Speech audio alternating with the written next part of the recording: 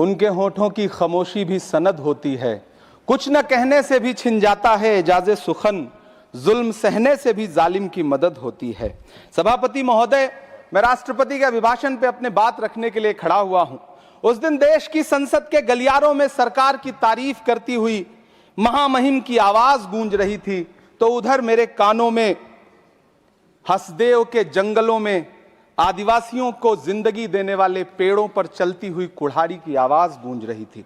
सभापति महोदय, इस तरफ महामहिम के भाषण पर प्रधानमंत्री जी संसद की मेज थपथपा रहे थे और उधर उत्तराखंड की अभागी बिटिया अंकिता भंडारी के इंसाफ की आवाजें मध्यम पड़ती जा रही थीं, जो आज भी पूछ रही हैं कि आखिर वो वीआईपी कौन था जिसके लिए अंकिता भंडारी को मार दिया गया। सभापति महोदय, इधर महामहिम सामाजिक न्याय की बात कर रही थीं और उधर उत्तराखंड के कोटद्वार में नफरती लोगों के खिलाफ एक बुजुर्ग को बचाने के लिए खड़ा हुआ दीपक, जो मोहब्बतों की रोशनी लेके खड़ा हुआ था, उसके खिलाफ कोटद्वार की पुलिस गंभीर धाराओं में एफआईआर दर्ज कर रही थी। और वो भी उस दिन हो रहा था जब उत्तराखंड के मुख्यमंत्री कोटद्वार में मौजूद थे।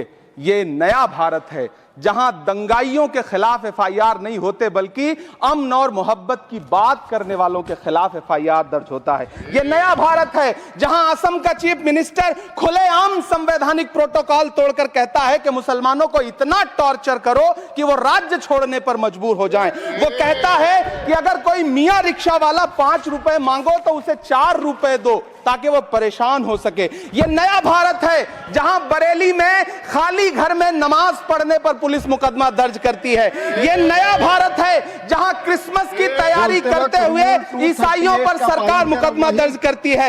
यह नया भारत है जहां जम्मू कश्मीर में नीट का एग्जाम क्वालिफाई करने वाले 50 बच्चों में अगर 42 मुसलमान होते हैं तो फिर मेडिकल कॉलेज की मान्यता ही रद्द होती है और जश्न मनाया जाता है। महामहिम, राष्ट्रपति का भाषण में सुन रहा था। सर, यह नया भारत है जहां मध्य प्रदेश के बैतूल में बच्चों के स्कूल बनवा रहे मोहम्मद नईम का घर स्कूल इसलिए तुड़वा दिया जाता है क्योंकि वो स्कूल बनवा रहे थे। ये नया भारत है जहां कोर्ट का स्टे होने के बावजूद बनारस की दाल मंडी में सैकड़ों दुकानें तोड़ी जा रही हैं क्योंकि रास्ता चौड़ा करना है।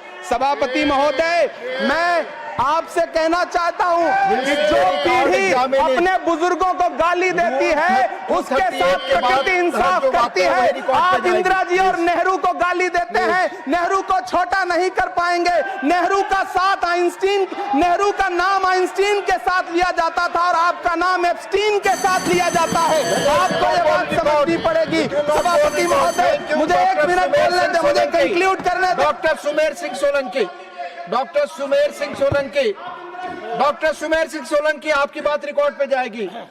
डॉक्टर सुमेर सिंह सोलंकी, जो आपका समय था मैंने बोलने दिया। धन्यवाद।